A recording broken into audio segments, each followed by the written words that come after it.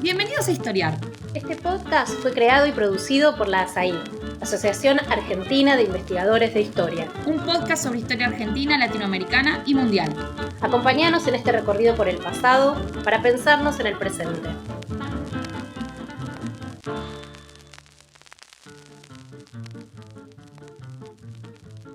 Bienvenidos y bienvenidas a un nuevo episodio de Historiar, el podcast de la Asociación Argentina de Investigadores en Historia.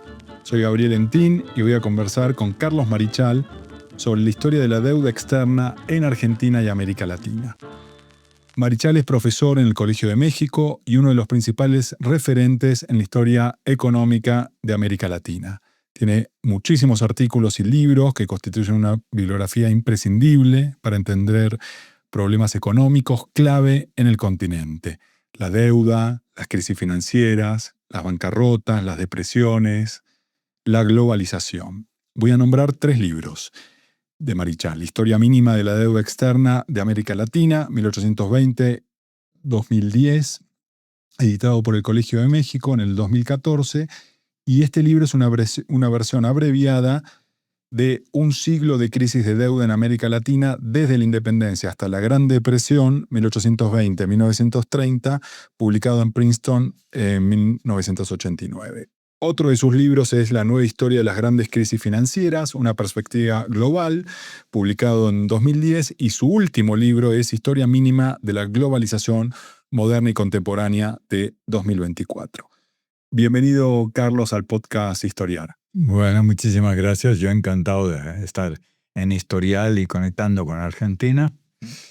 Bueno, y hablando con Argentina, voy a comenzar por una pequeña, gran pregunta que continuamente forma parte del debate político. ¿Qué le pasó a la economía argentina desde fines del siglo XIX, cuando tenía uno de los PBI per cápita más altos del mundo, es decir, la riqueza promedio, ¿no?, producida por habitante en un año, a estar en la actualidad entre 65 y 70 en estos rankings que hace el Banco Mundial?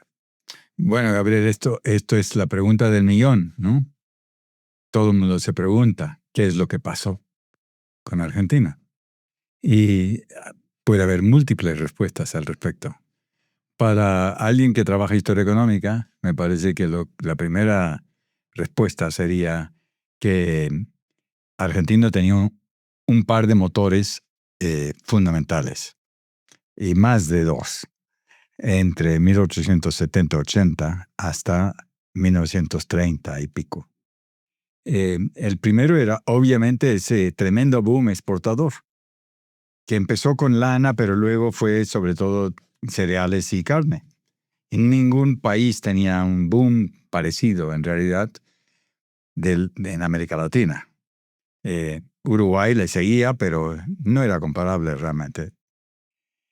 Y ese boom, ese auge de exportaciones, que atrajo a muchísima gente de Europa también a incorporarse a las estancias y sobre todo las haciendas y a todos los negocios que se desarrollaron en las ciudades, en Buenos Aires, en Rosario, Santa Fe, Córdoba, etc. Pues siguió hasta la Gran Depresión, sin duda. Inclusive después de la Gran Depresión, el boom, las exportaciones. Estás hablando de la Gran Depresión de 1929. Eso. Entonces estamos hablando de un poco más de 50 años, ¿no? Que es un periodo de tremenda expansión, en el caso argentino, que le da ese PIB del que hablas. Pero aparte de esto, Argentina también atrajo una enorme cantidad de capital extranjero en esa época. Es el país que más capital extranjero atrajo de toda América Latina y con mucha distancia. Y para muchas empresas. Los ferrocarriles argentinos, ligados al negocio de exportaciones, que cruzan la provincia de Buenos Aires y Córdoba y Santa Fe, etc., son financiados con capitales extranjeros, fundamentalmente, ¿no?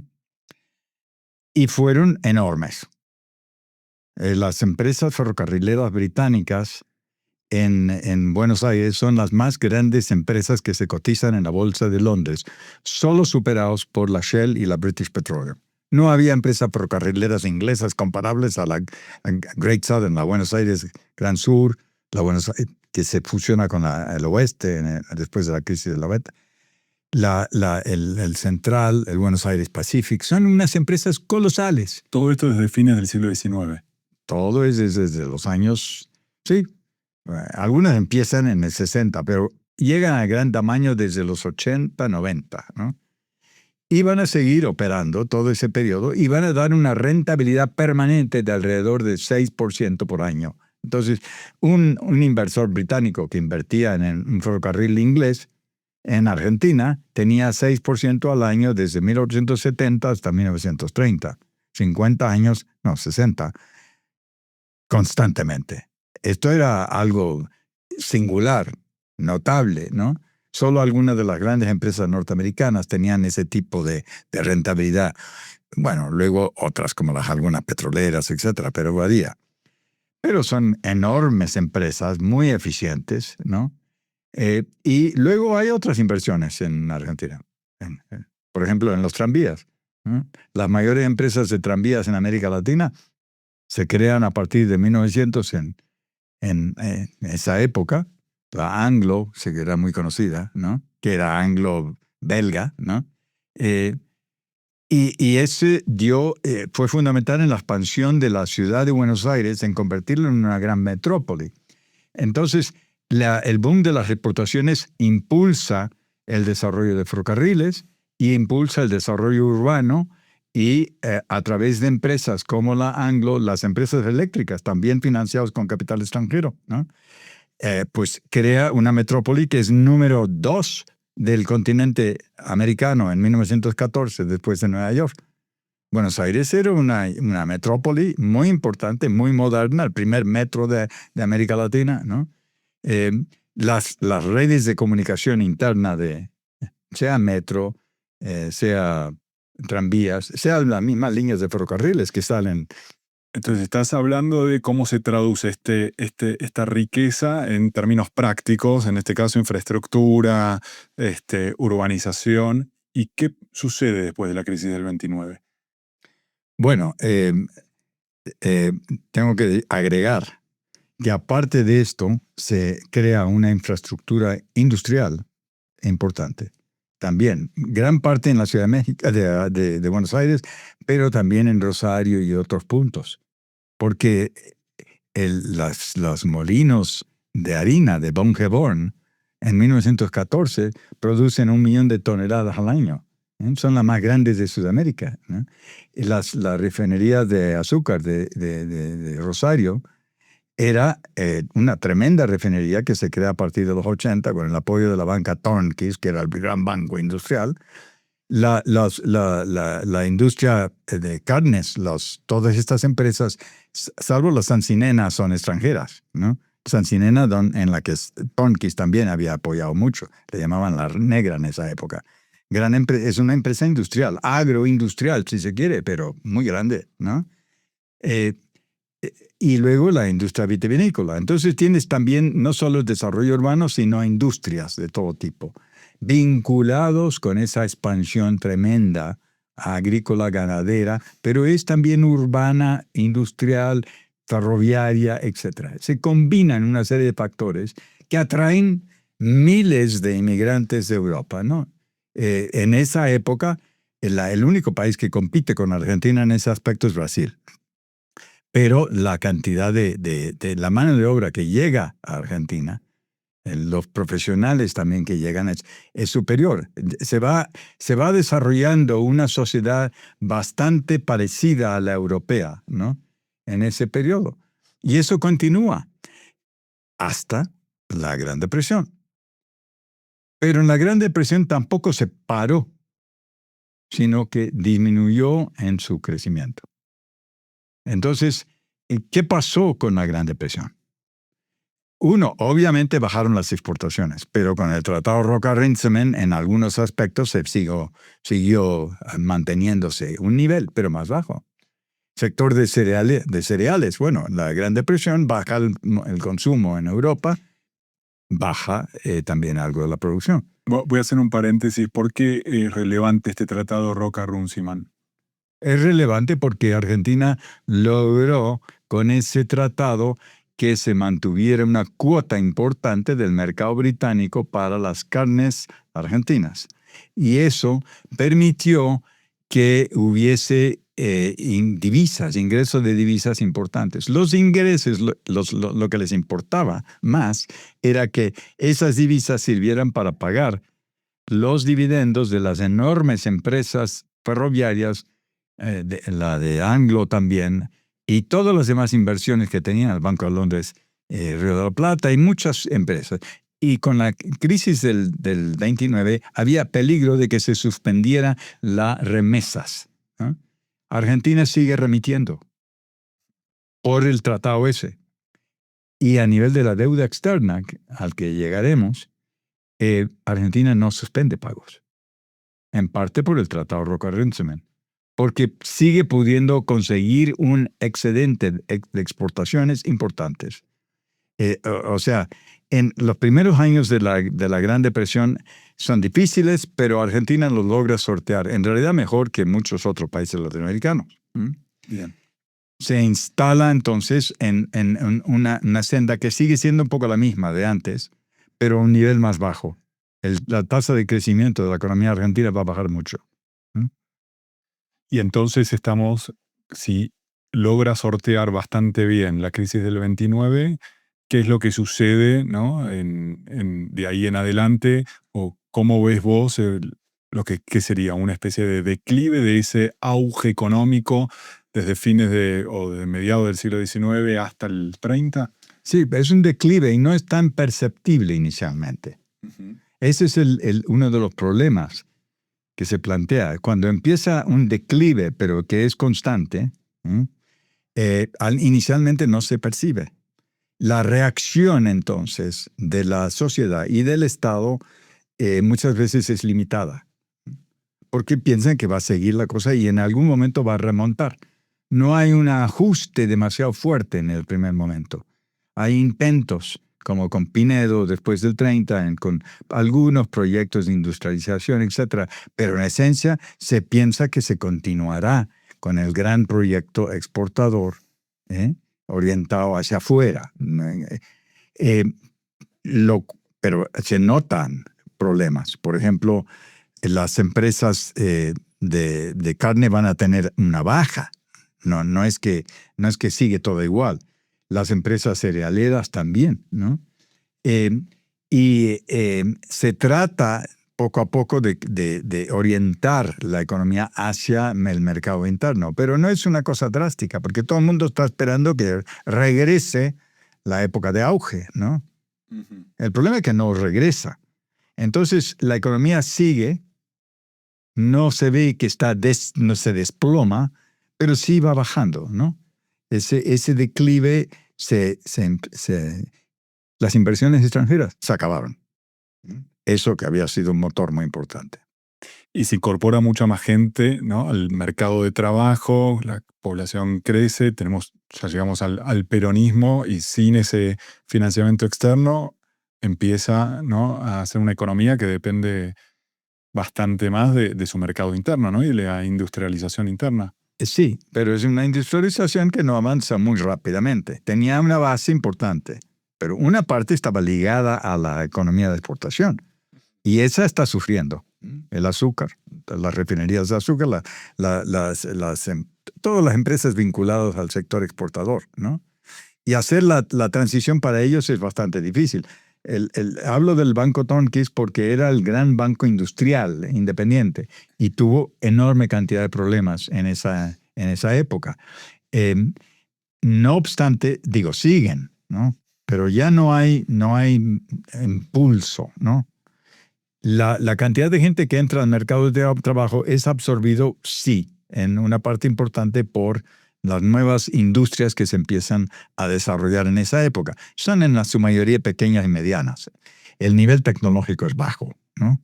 Eso es un problema. O sea, por lo que entiendo de todo lo que estás diciendo es que este declive también depende tanto de un factor externo, ¿no? De la economía, vamos a decirlo así, global, a partir de la crisis, y una falta de percepción de la naturaleza de este declive, ¿no?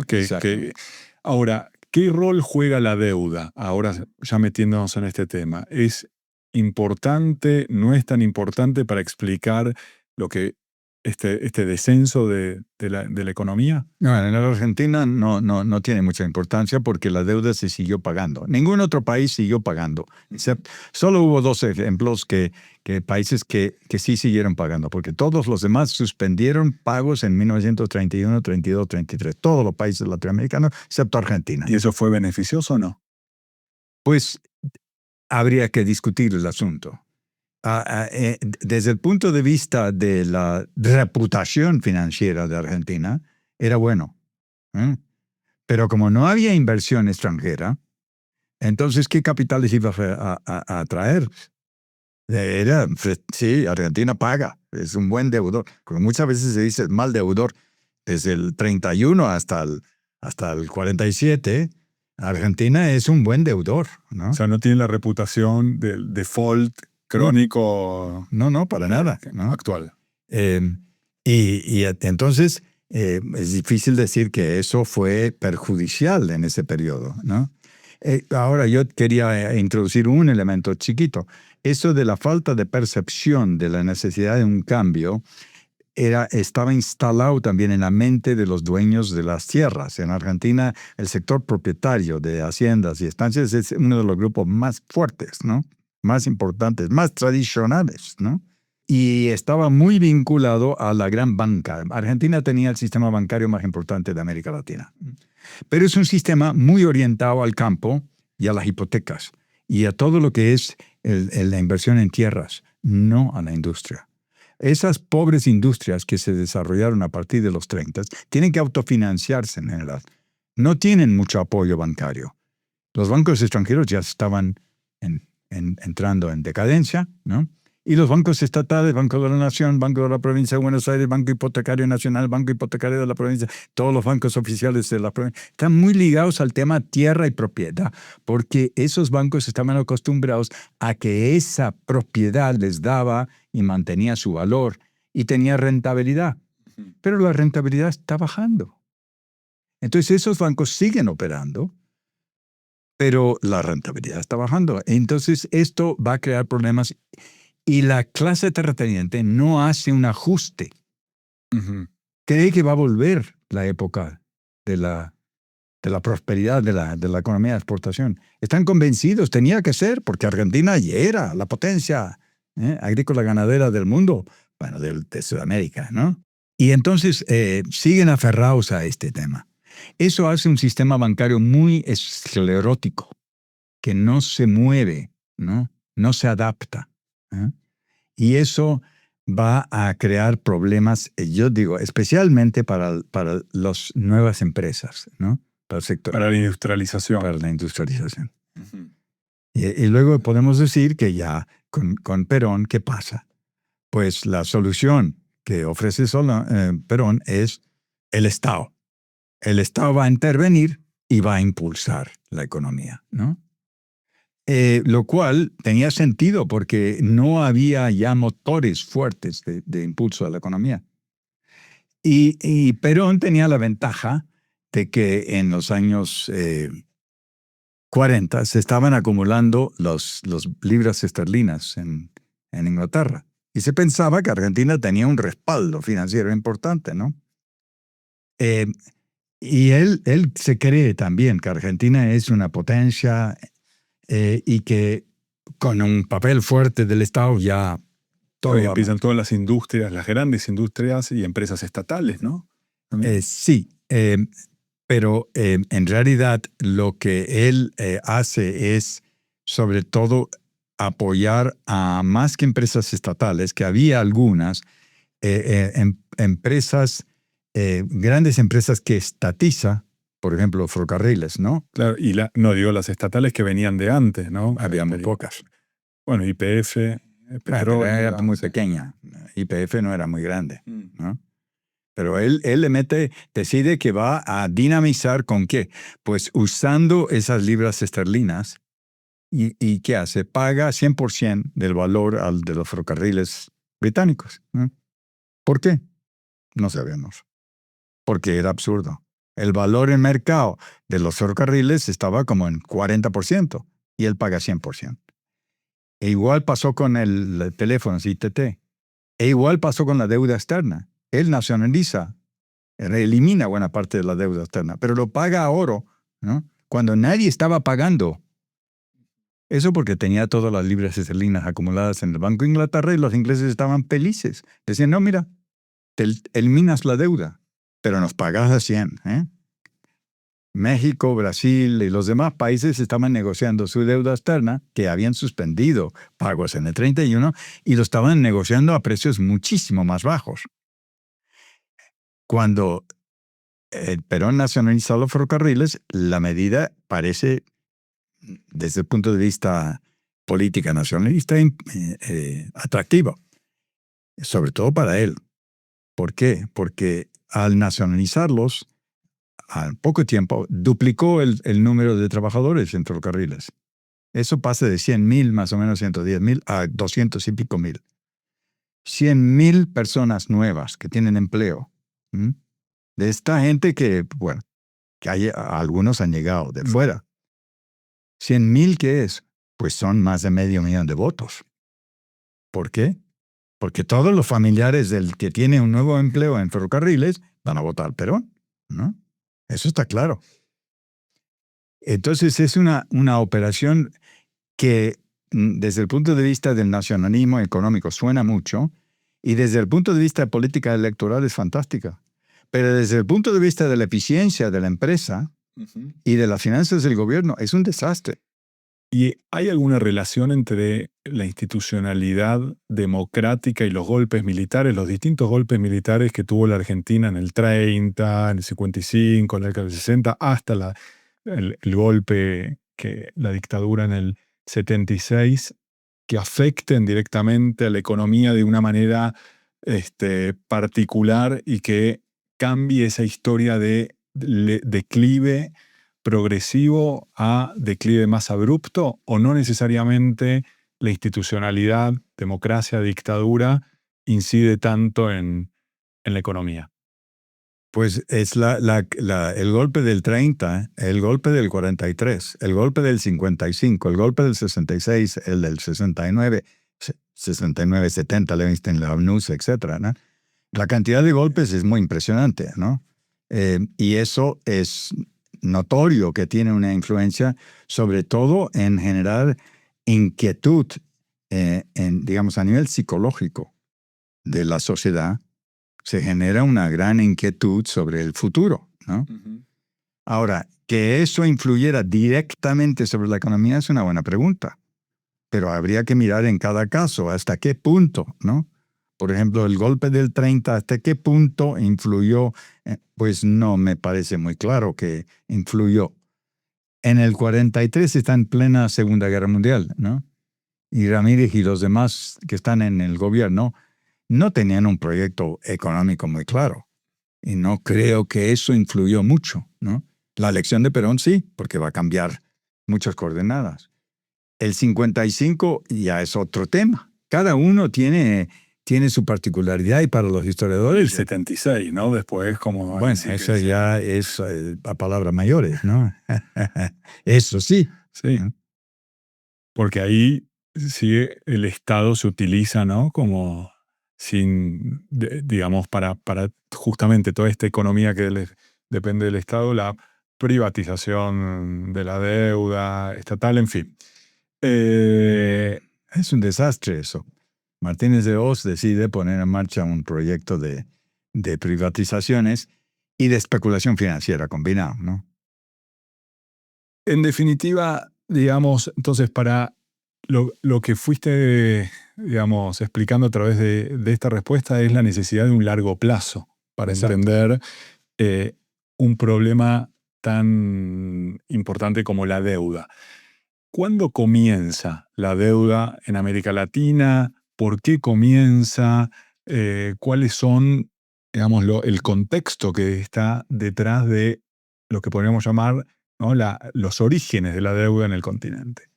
Bueno, la deuda es paradójica, pero ahí sí hay una relación entre finanzas y política. Nace con la independencia. ¿Por qué? Porque cuando terminan las guerras de independencia, todos los dirigentes latinoamericanos van a pedir préstamos.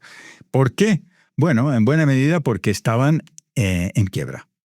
Al término de la independencia, de las guerras de independencia o en el proceso, se habían evaporado no solo muchos de los recursos fiscales que venían cobrándose durante 3 siglos bajo el régimen colonial, sino que hay una fuga de capitales, ¿no? Muy importante. Todas las clases propietarias en América Latina fugan capitales durante la independencia, ¿no? Y poco después, ¿no? Siguen fugando un tiempo. Cuando dices grandes dirigentes, estás hablando de los líderes de las independencias, Simón Bolívar, O'Higgins, San Martín, me imagino. Sí, y esos 3 en particular, digamos, porque son 3 de los primeros que toman préstamos. Y Bolívar quiere seguir en el 23, 24, con la última etapa de la independencia y necesita dinero para el ejército. Lo dice él explícitamente. ¿Por qué pedimos el primer empréstito latinoamericano? Para apoyar al ejército y la armada. Tiene fuerzas navales.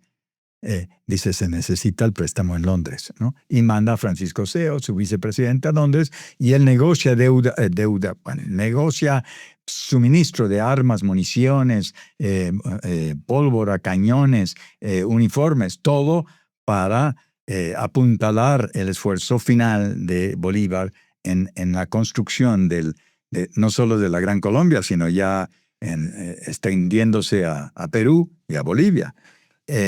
Ese es un préstamo de guerra. Pero te hago una pregunta. Si yo me pongo en el lugar de un banquero inglés en ese momento, ¿por qué voy a prestarle a Bolívar, a San Martín, a O'Higgins, cuando ni siquiera no están las naciones constituidas? ¿Quién va a respaldar?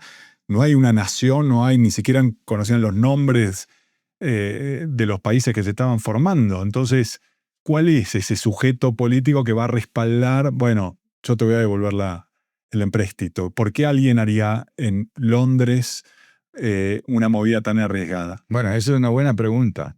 Y está muy ligado a 2 cosas. Uno es que desde 1818, los ingleses son los que más colaboran con Bolívar y con el proceso de independencia, sobre todo en Sudamérica, ¿no? No en México. Y hay mucha tropa inglesa en las filas del ejército de Bolívar. Y hay en Chile también hay el jefe de la Armada de Independiente, que lucha, también es dirigida por un almirante inglés. Cochrane. ¿No? Sí, Cochrane, sí. Croc. Y hay una alianza y hay mucha propaganda en Inglaterra sobre la importancia de la independencia de América Latina. En parte porque hay interés en el comercio, ¿no? Quieren ocupar el lugar, reemplazar a España y ocupar el comercio. Entonces, ese es un móvil muy importante y eso explica que a partir de 1823, en cuanto empieza a haber posibilidad de que la independencia se consolida, todos corren desde América para la firma de tratados de libre comercio, que son de los primeros, ¿no? Y toda América Latina firma. Muchas veces dicen, ¿qué pasó? Que América Latina estaba en la vanguardia en términos de adopción de medidas modernas, ¿no? Como estos tratados.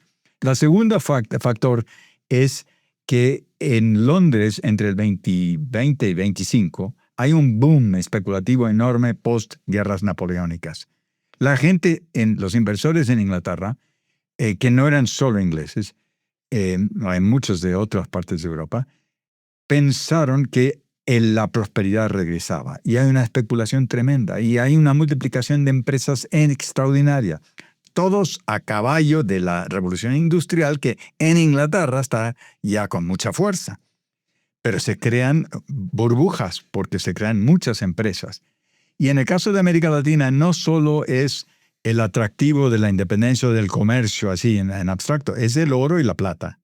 Las minas. Las minas. que habían provisto durante 3 siglos del mundo de moneda, o la base de la moneda.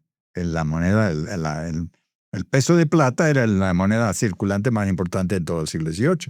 Y el oro de Brasil es el que abastece a Inglaterra. ¿Por qué Inglaterra se va al patrón oro? Pues porque tiene una relación muy estrecha con Brasil, vía Portugal. Entonces la deuda es una manera de acceder a otros recursos. Exacto.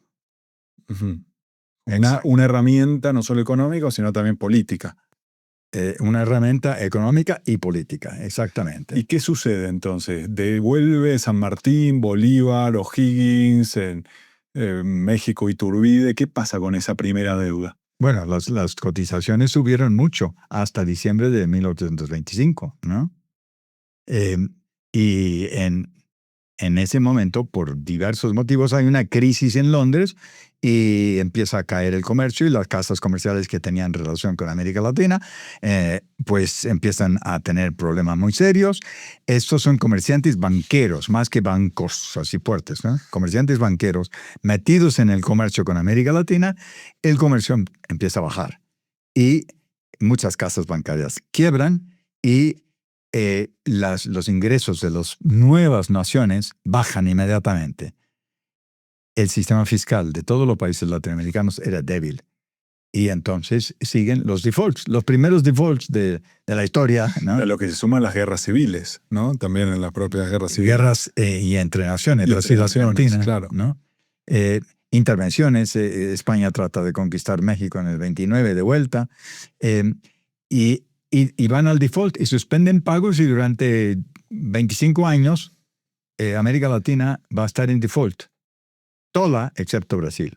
Claro, el la imperio. única excepción. El imperio que mantiene muy firme el tema de pago de la deuda, ¿no?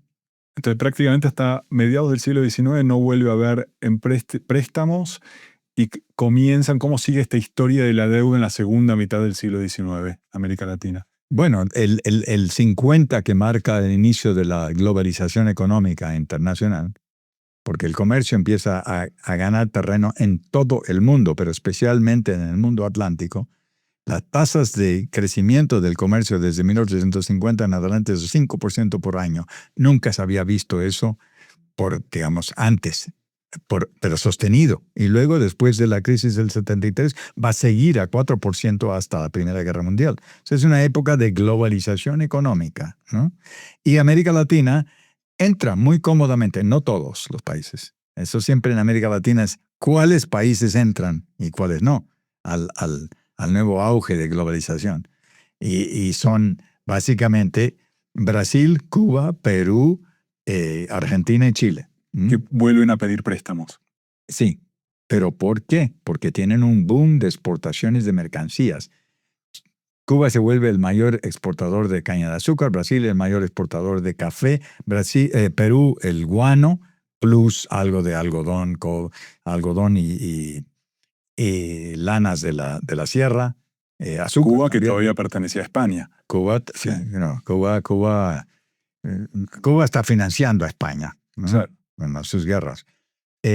Y otros países quedan atrás. México y Colombia, por ejemplo, quedan un poco atrás, y los países más chicos de América Latina, porque siempre América Latina es un contraste entre países que crecen más rápido, otros más lentos. Hay ritmos en el desarrollo del capitalismo que son notorios, ¿no? Y ritmos diferenciales, aunque pensemos que América Latina siempre es la misma cosa, no es, ¿no? O sea, es difícil tener una imagen de unidad en un continente tan diverso. Es difícil. Incluso para la deuda. También. E incluso para la deuda, pero en el caso, bueno, dejémoslo ahí.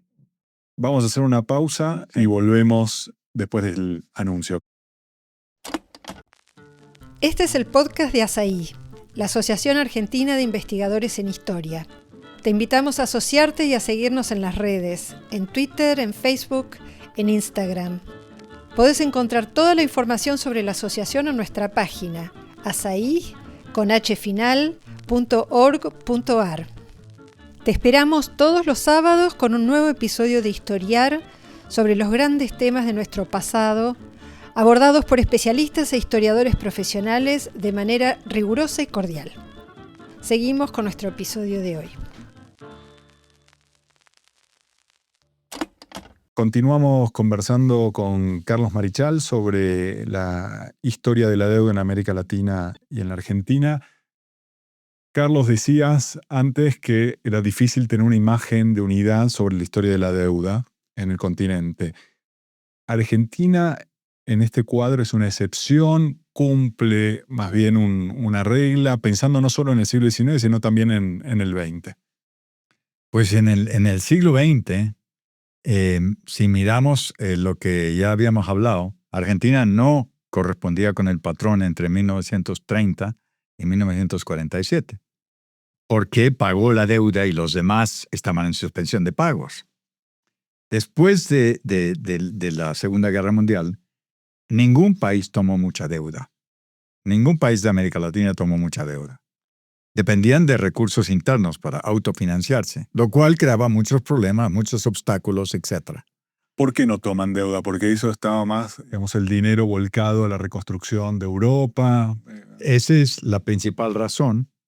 En el caso de Estados Unidos, muy volcados a un boom tremendo de los años 50 de sus propias empresas. Las inversiones extranjeras después del 45 de cualquier país son pocas, porque lo que hay es reconstrucción, lo que dijiste, y es una nueva industrialización de la posguerra. Japón, Italia, Alemania, economías destruidas, tienen que invertir en su propio país. Es una época de nacionalismo y proteccionismo. Posguerra, segunda, no es una época realmente de globalización, es una época de nacionalismo industrial y proteccionista. Uh-huh. Y esto es algo que, dicho sea de paso, le creó problemas a Argentina. Porque en el caso de Estados Unidos se volvió un país nacionalista, proteccionista de su agricultura y promovió sus exportaciones. Y Argentina en los años 50, por ejemplo, tenía que luchar contra las exportaciones norteamericanas, ¿no? Entonces, no pudo volver esa época de auge, porque los mercados no se abrían. En Europa estaban todos volcados a reconstruir sus economías. No era la intención moverse hacia afuera, ¿no? ¿Y cómo funciona entonces ahí la deuda y en particular la deuda en Argentina? En poca deuda, ¿eh? Uh-huh. Es poca deuda y eso crea problemas para la industrialización. Porque entonces hay que buscar recursos internos. Y los mercados de capitales en Argentina, como en el resto de América Latina, son muy débiles. En el caso de Argentina, en parte por lo que yo sugerí, que el sistema bancario está muy volcado al agro, y inmobiliario, ¿no? Y no a la industria. Son pocos los bancos que se atreven. El mercado de capitales, la gente va a ir a comprar acciones, bonos, muy poco. ¿Y cuándo cambia esto entonces en la Argentina? Si hay muy poca deuda, ¿cuándo comienza a haber más deuda? Esa es deuda pública interna. Uh-huh. Estamos hablando de aquí de la deuda externa.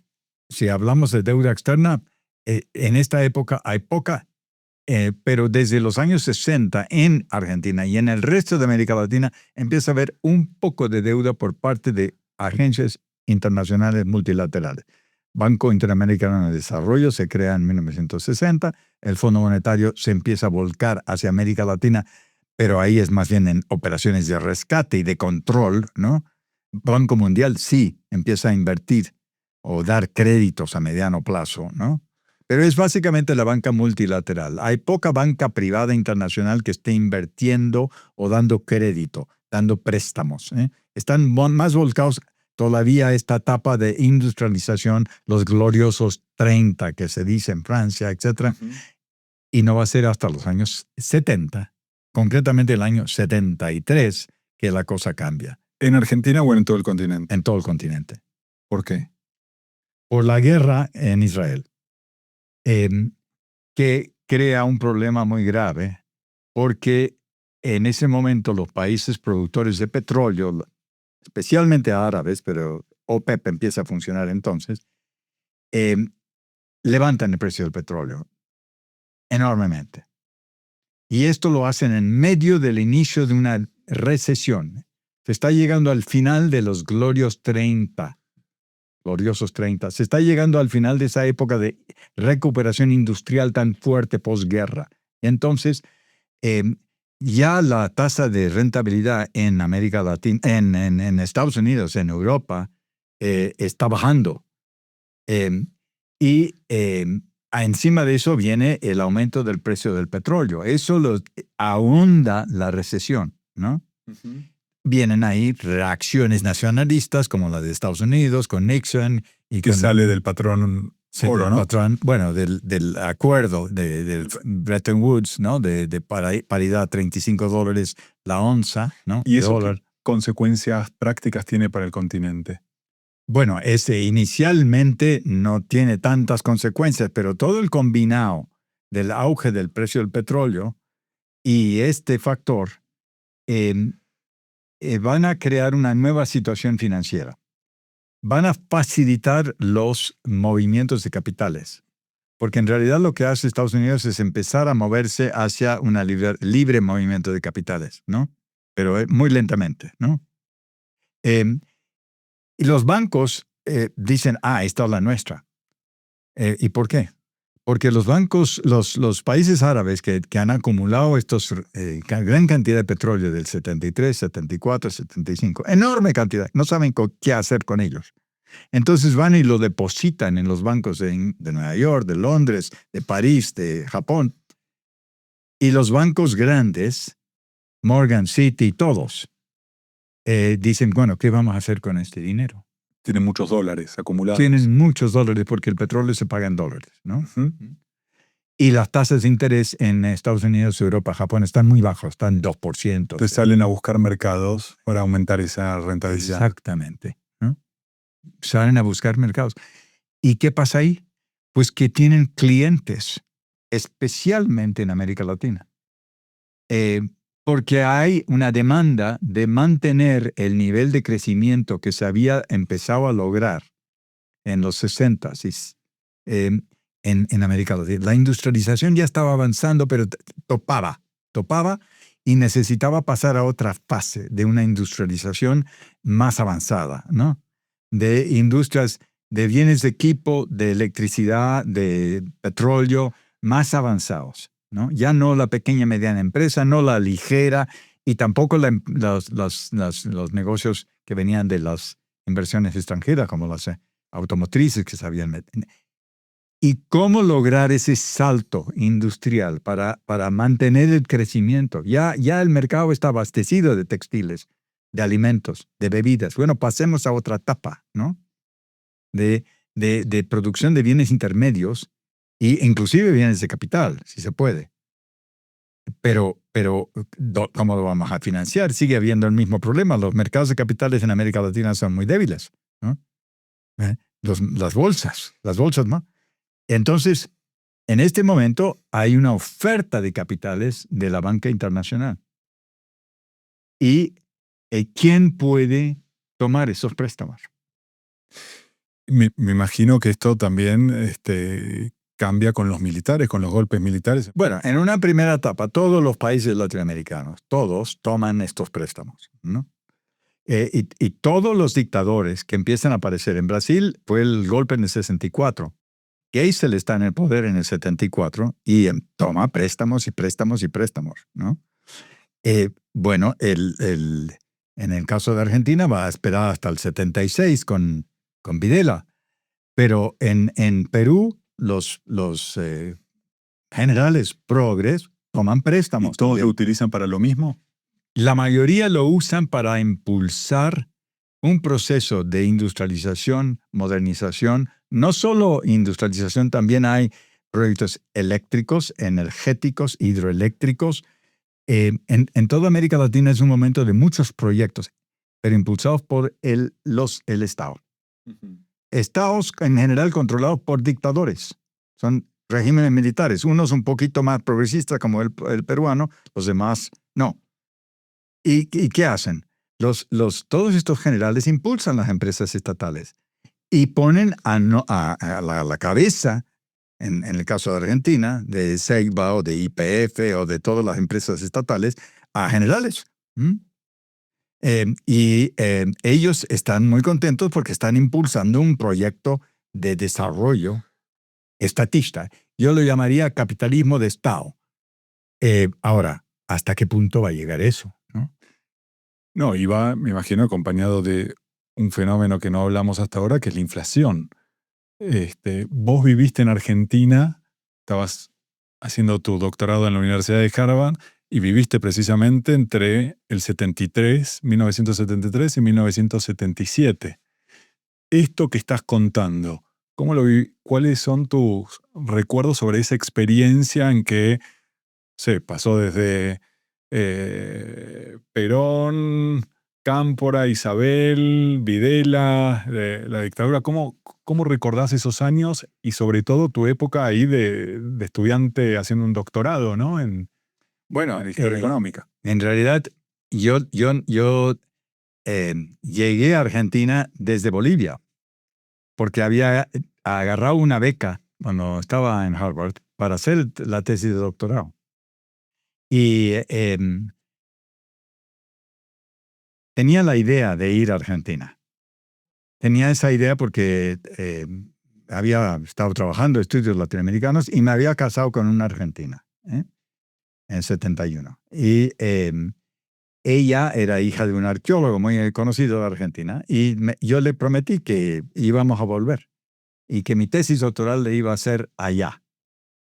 Aunque mi idea era, me atraía mucho la idea de la posibilidad de hacer un trabajo sobre Potosí. Pero bueno, el hecho es de que gasté una buena parte de la beca viajando por América Latina. Llegamos a Perú en el 73, como en septiembre, y estaban estos generales peruanos progres, habían nacionalizado Cerro de Pasco, habían establecido cooperativas agrícolas en toda la costa, eso los vimos, ¿no? Y de ahí pasamos a Bolivia, y llegamos en el momento que Banzer había tomado el control. O sea, era por lo opuesto. Banzer, un hombre de derechas que saca a Torres, el sovietista, ¿no? Vimos la situación ahí en La Paz y luego dijimos, bueno, ya nos vamos a Argentina. Y entonces compramos unos boletos de autobús. Porque no había boletos Desde La Paz a Buenos Aires. De La Paz a Córdoba y Buenos Aires, sí. Ya el día antes de la partida, Soledad me dice, bueno, pero ¿por qué no vas a ver si hay boletos en el tren? El tren de La Paz a Córdoba. Y entonces fui a la estación de trenes y había. Paradójicamente era el agregado militar argentino que se quedaba en La Paz y que había dejado su camarote. Tomamos el tren y viajamos. Había una tormenta tremenda. Pasamos una noche ahí en el altiplano sin poder movernos porque se habían corrido las rieles. Y luego seguimos y llegamos ya a La Quiaca. A La Quiaca había que cambiar trenes porque Bolivia y Argentina tienen rieles diferentes. Cuando habíamos salido de La Paz, los trenes en La Paz decían, los vagones de trenes, azúcar para el pueblo hermano de Chile, harina para el pueblo hermano de Chile. ¿Qué era? Banzer estaba mandando apoyo a Pinochet, que acababa de dar el golpe. Yo estoy hablando de principios de octubre de ese año, 73. Había manifestaciones en Bolivia tremendas en contra porque Banzer estaba levantando el precio de todas las mercancías básicas. O sea, salíamos de una situación de una dictadura que estaba apoyando a otra. Llegamos a La Quiaca y cambiamos de trenes y yo vi que los trenes argentinos decían Patria Unida jamás seremos vencida, Jamás será vencida. Montoneros, etcétera, etcétera. Todo era, pues parecía un país que ya estaba a punto de entrar en un proceso revolucionario. Punto y aparte. Llegaste con la presidencia de Cámpora. O sea, Yo creo que Perón ya era presidente. Ya era presidente. ¿Y a qué ibas? ¿Cuál era tu tema de tesis? No sabías. No ¿Fuiste a buscarlo y lo encontraste? Sí, lo encontré. Antes te quiero decir que casi no lo encontré. porque en La Quiaca compré el periódico y decía, el autobús que salió de La Paz a tal día y tal hora, se lo llevó la corriente, 34 ahogados. Fue la suerte de cambiar al último momento del autobús, esos boletos, a tren, que Me salvó la vida. Me salvó la vida. Y entrando ya a Argentina, Córdoba y luego Buenos Aires, y no sabía exactamente qué iba a hacer, pero me atraía la posibilidad de trabajar en historia argentina. Historia económica. Pues sí, pero no estaba muy seguro, pero pensaba que sí. Mi suerte fue que en ese momento, en realidad, había un núcleo de gente que se reunían regularmente en las oficinas, el archivo del Banco Tornquist, el que he mencionado antes, que tenía la mejor biblioteca de historia económica de Argentina y es de las mejores de Sudamérica. En esa época estaba ahí al lado del Banco Tornquist, funcionando cerca de la Plaza de Mayo, en una callecita detrás del Banco Boston y el City. Y era un banco clásico, tradicional, que había sobrevivido a la Gran Depresión, había sobrevivido a Perón, seguía operando, pero ya en una escala muy disminuida, relativamente hablando. Los Tornquist seguían siendo los dueños, ¿no? Y ahí te conectaste con historiadores, economistas argentinos. Pues con mucha gente, porque en las salas del Tornquist se reunían para trabajar con la fantástica biblioteca, gente de todas partes. Todos los doctorandos que trabajaban en Argentina en ese momento estaban ahí, ¿no? Estaba Jonathan Brown, que hizo una historia socioeconómica. Estaba Don Again, que trabajó el azúcar en Tucumán. Estaba Donald Peck, que trabajaba los ingleses en Argentina. Fleming, hizo el ferrocarril Buenos Aires-Pacífico. Había muchos doctorandos trabajando en Argentina. Nos refugiábamos ahí, mientras que en la calle había movilización. Y estaba Juan O'Donnell, que había pasado de Uruguay y iba a hacer investigaciones ahí, ¿no?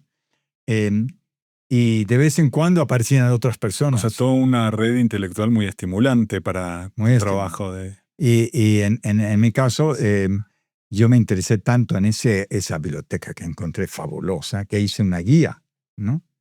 Y entonces se lo pasé, porque Cortés Conde pasó por ahí un día, y se lo pasé y le dije, mira, aquí está la guía del Banco Tornquist, de la biblioteca, ¿eh? Y él, muy impresionado, dijo, bueno, es que don Fernando Tornquist quiere venderla,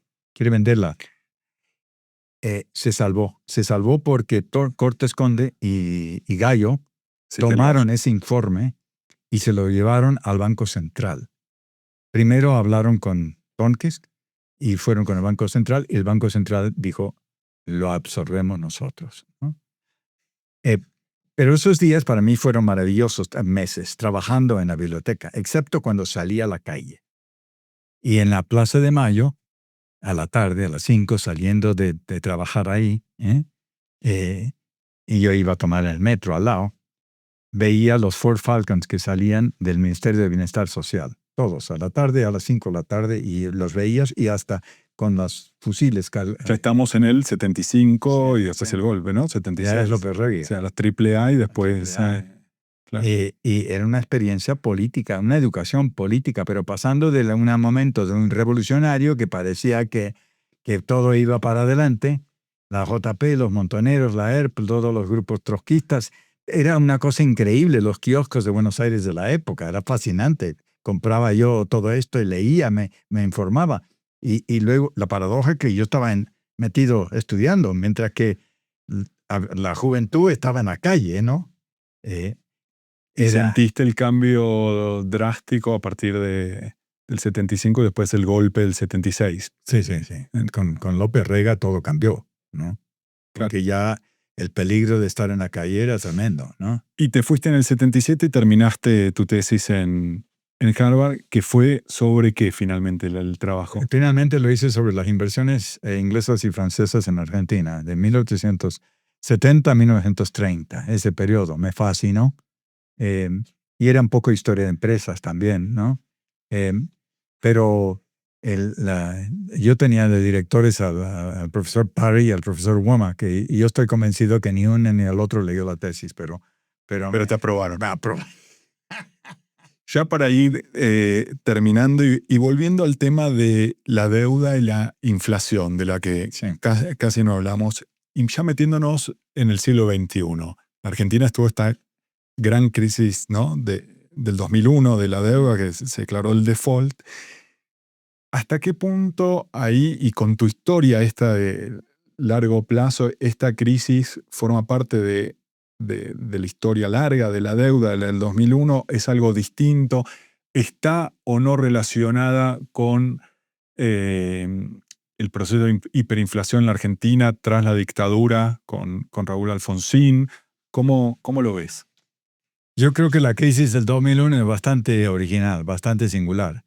Pero el hecho es de que Argentina en los años 80 con Alfonsín participa del mismo proceso de crisis de deuda de todos los países latinoamericanos. No, todos sufrieron la misma experiencia y tanto el derrumbe inicial por la crisis del 82, ya no se podía pagar la deuda, hubo que renegociar, se organizaron comités para renegociar las deudas con 500 bancos. En los 80, Argentina es parecido a todos. Todos están en esa situación. La hiperinflación de Alfonsín no es particular de la Argentina. Para nada, ¿no? A fines hay esa transición a los gobiernos, entre comillas, democráticos, Alfonsín y luego Tancredo Neves en Sarney en Brasil. Y los demás que hacen la transición hacia la democracia en medio de la crisis de la deuda, lo cual debilitó muchísimo a todas esas democracias. Pudieron salir a flote más o menos, no muy bien. Inclusive México, y a fines de los 88, 89, cuando entra Carlos Salinas, tiene una inflación tremenda, equivalente a la Argentina, la brasileña, etc. Todos sufren eso. Después se renegocian los planes con el plan Brady y los 90 empieza a mejorar la situación. Y casi todos adoptan políticas similares, aunque ya ya las diferencias empiezan a notarse más. Pero, por ejemplo, la crisis de México del 94, que luego se llamó la crisis del tequila, ¿no? Ese es una crisis fuerte, ¿no? La crisis del 98 en Brasil con Fernando Henrique Cardoso, a raíz también de un aumento de la deuda. Él tomó mucha deuda, como Salinas había tomado mucha deuda, ¿no? Acabó mal. Ahora, después, la respuesta en el caso de México y de Brasil fue, digamos, tuvo más apoyo externo y se pudo resolver algo el problema. En el caso de Argentina en el 2001, era tan colosal el colapso que, por ejemplo, Estados Unidos, Fondo Monetario, etcétera, ya se habían comprometido tanto, no estaban dispuestos a hacer un paquete de emergencia tan grande como el que habían hecho para México, para Brasil o para países asiáticos inclusive. Entonces Argentina estaba un poco en la lona en el 2001, ¿no? Sin ese apoyo externo, ¿no? Y empiezan a multiplicarse los problemas, ¿no? Se generan unos problemas financieros, monetarios tremendos, ¿no? Y ya la última pregunta, y esta está relacionada a la deuda y a la inflación, que en gran parte, volviendo a la visión continental, en el continente está controlada en la mayoría de los países. ¿Por qué ves que en Argentina cuesta tanto? ¿Lo ves como cuál es la razón desde tu punto de vista de que la inflación se soluciona esto con dejar de emitir? ¿O cuál es en esta visión tuya, ¿no? Histórica de tanto tiempo, si es que tenés de manera muy breve una respuesta de por qué no se puede o cuesta tanto controlar la inflación en la Argentina? Mira, esa es la pregunta de los 2.000 millones o 200.000 millones, ¿no? Pero no creo que es fácil dar una respuesta a eso. Yo pienso que el tema inflacionario ha sido común en América Latina, pero sí el caso argentino ha sido excepcional. Es mucho más acentuado. Y yo tengo una una respuesta al tema inflacionario de los últimos 25, 30, 40 años en Argentina, que es un poco heterodoxa, ¿no?